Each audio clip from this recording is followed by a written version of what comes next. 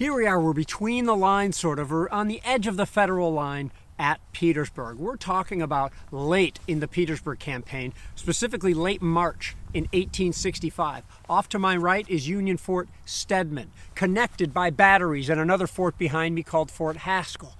Off to the right is a Confederate position, generally I guess known as Colquitt's Salient. We talked about that long ago in association with some of the attacks that had been some 8 or 9 months earlier when the Maine heavies attacked in that direction there, okay? So now there's been siege operations going on for 8 or 9 months, and the Confederates are, leery of a bunch of things. Here comes Sherman's army coming up from the south after the Battle of Bentonville.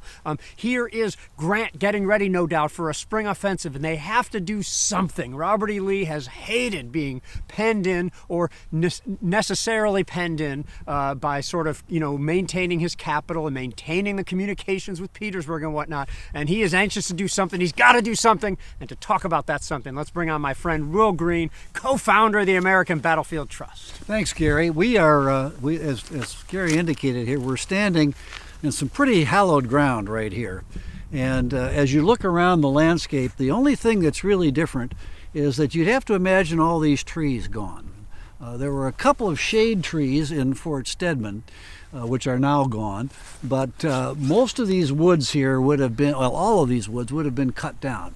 Otherwise, we would have been standing at the edge of the Union position. Now, Fort Stedman was put on the footprint of an old Confederate fort. This became part of the second Confederate defense line that was established on the night of June 15th and 16th. When it was abandoned on the night of June 17th and 18th, the Confederates moved back to the west and then created their new line, which included that strong point called Colquitt's Salient. The Federals then came in and fortified all of this area. Fort Stedman, and in front of me is Battery 10, where you see these two artillery positions. That was really connected. Some of the earthworks are missing now, but it was all part of one complex. And then to the south, as we turn around to the south, you can see the mounds of Battery 11, which were also connected to Fort Stedman. So this was all a very large fortification complex that was manned by the brigade of the 1st Division of the 9th Corps, a brigade by under the command of a man named Napoleon McLaughlin. He had several regiments in here. The 14th New York Artillery manned the guns that were in Fort Stedman and the mortar and the cannon that was in Battery 10 and Battery 11. And they had been occupying this position for a number of months.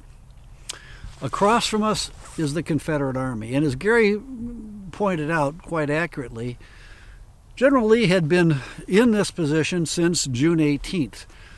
And Gary pointed out that things are happening here in March of 1865 that make Lee believe that it is time to evacuate Petersburg. This is a hard sell in Richmond, but Lee explains the necessity of getting out of Petersburg before Sherman can come up and entrap him, and his army would be destroyed. Lee will turn to, at that point, his most trusted subordinate, John B. Gordon, who was the commander of the 2nd Corps. You'll recall that the 2nd Corps had been sent out to the Shenandoah Valley under Jubal Early in the summer of 1864. But by the winter of 64-65, it had come back to the Petersburg area, and Gordon had become the most trusted of Lee's subordinates. He turns to Gordon for advice. What would you do, General Gordon? Gordon suggests that he try to negotiate for some kind of negotiated end of the war with General Grant. Lee had actually attempted to do that, and Grant, of course, had rebuffed him. Then Gordon said, well, the other thing to do would be to retreat. And Lee said, I don't know if I can retreat. The Federal Army is over far to our right and might be in a position to make a retreat impossible. And Gordon says, well, your last option is to make an assault and try to bring the Union forces from the far west in order to redeem their situation on the eastern side of the Petersburg defenses, opening up an escape route for the Army of Northern Virginia to try to join with Joseph Johnston's army in North Carolina. Now, none of these are very good options for Lee, but Lee selects that third option. It's really his only choice, and puts Gordon in charge of developing the tactical plan for the assault. Gordon selects an attack against this position because the lines here are only 284 yards apart. The picket lines here are less than 100 yards apart. So the amount of open ground that an attacking Confederate force would have to cover before reaching the Union line is less here than any place else on the line. So it makes a lot of sense. Gordon says he needs lots of men. So not only is he going to commit his 2nd Corps troops, but he's going to get 4 brigades from A.P. Hill's 3rd Corps, and he's going to get a couple of brigades from Richard Anderson's 4th Corps, and he's going to get as much of George Pickett's division down here from north of the Appomattox River as he can. Lee is going to agree to commit 19,700 infantry to this attempt. So this is going to be a major, major assault. Now Gordon gets down to the micro tactics, and here's what he's going to plan to do. He's going to send out 50 axemen to cut down the obstructions between the line, the abattis and the other obstructions that were blocking access to the Federal forts. He's also going to send out 100 men acting as deserters, because there had been scores and hundreds of Confederate deserters all through the winter. So the idea of Confederate soldiers coming across the lines carrying their weapons was not a novel idea. That did not immediately trigger the idea that this is going to be an attack. These 100 men, after the axemen had cut down the abattis, would be responsible for capturing the fort with club muskets and bayonets, not firing a shot. Then they would be followed by 3 battalions of troops who would go through the captured fort and back up to the high ground where the woods exist today, didn't exist then, where Gordon was under the impression there was another series of Union batteries that could play on his attack here. And once all of that had been accomplished, and all of this right before dawn on March the 25th, 1865, then Gordon would send forward the bulk of his troops to widen the breach, including some cavalry that might, if things went really well, might get all the way to the U.S. military railroad at Meade Station and disrupt the Union supply system. And of course, all of this was designed to create a crisis in the Union force that would compel Grant to take troops from his left flank and bring them over here to try to redeem the lost situation, opening up an escape route for Lee. Thanks, Will. You're with the American Battlefield Trust. We're with Doug Ullman behind the camera. Will Greene, I'm Garry Adelman, and we are talking about Lee's last real deal offensive here at Petersburg, here at Fort Stedman. Continue, sir. Well, the day for the attack is set for March the 25th, and everything seems to go off as planned. Now, this is a story that Gordon tells, and if you've read John Gordon's memoirs, you know that you need not a salt shaker, but a whole can of salt to shake on the pages to separate the truth from the embellishments. But Gordon says something that is plausible, if not provable, because the relationship between the pickets on the lines at Petersburg was always, not always, but very frequently, very cordial. Lots of informal trading and courtesies offered to one another. And as Gordon tells the story, one of his men that is supposed to be the initial attackers leaves the Colquitt Salient area and gets up and yells to his counterparts on the Union side, "Watch out, Billy, Yank, we're coming." And with that, these forces come across this was a stubble cornfield at the time, open ground, and they come across this open ground from a strong point there at Colquitt Salient. Of course, the front is, again, 500 yards wide. But they come across first only 300 or 400 of these men. They immediately dispatch the Union pickets. They get through the abattis.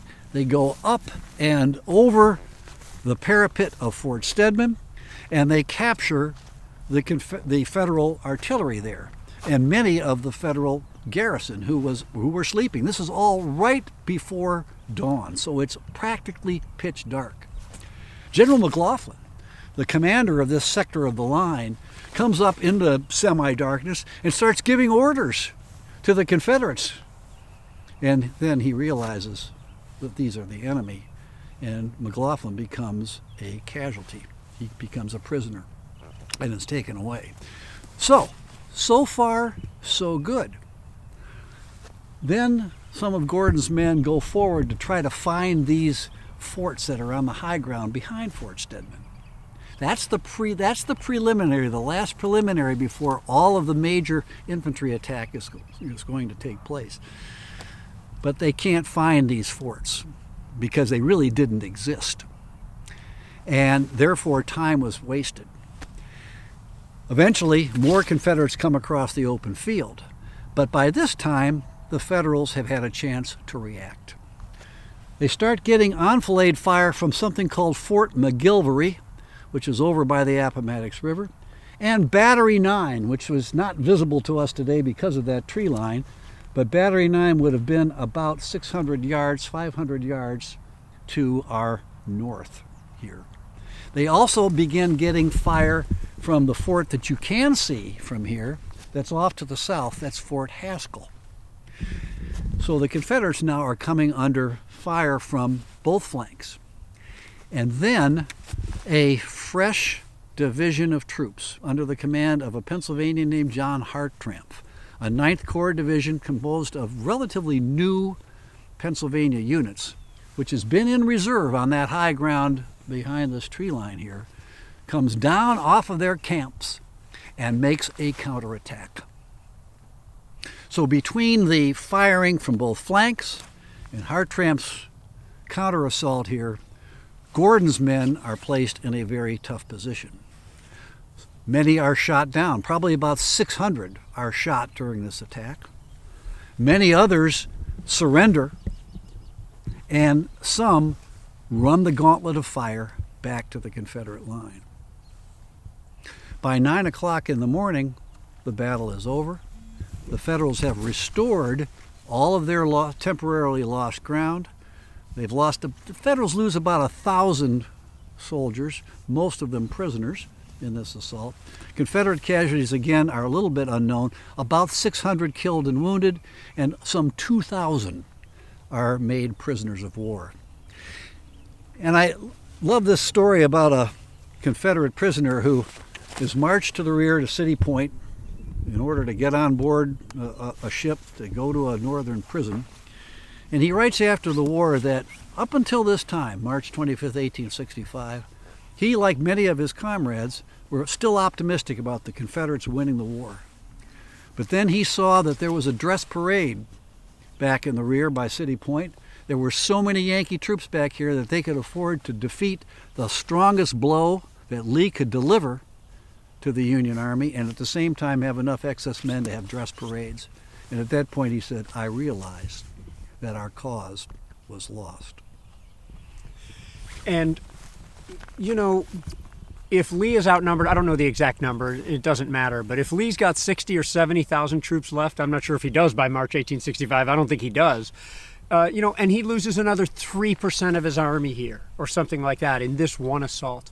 And Grant, in command overall, I don't know that a lot of his subordinates would have been looking globally at this, right? Grant is this kind of guy that always likes to see the big picture here, right? Remember, Will talked about Anderson coming over to help Gordon and Pickett coming over to help Gordon, and Grant correctly surmises that Lee must have weakened other parts of his line to launch such a big assault, and quickly orders assaults on other portions of the lines. And those assaults on March 25th, same day, the Battle of Jones Farm, for instance, over near what would later be called the Breakthrough, the Union is going to capture key Confederate picket lines Okay, and those picket lines will then bring the Union closer to the Confederate lines, and that will be one of the things that will help to set up success in the final Union offensive in late March and into early April. That's exactly right, and that may be the most important outcome of this entire action on March 25th. Because, of course, Grant is waiting for, as Gary said in his intro, Grant is ready to start a spring offensive. All they're waiting for are the roads to be sufficiently dry in order to be able to move large numbers of troops in wheeled vehicles.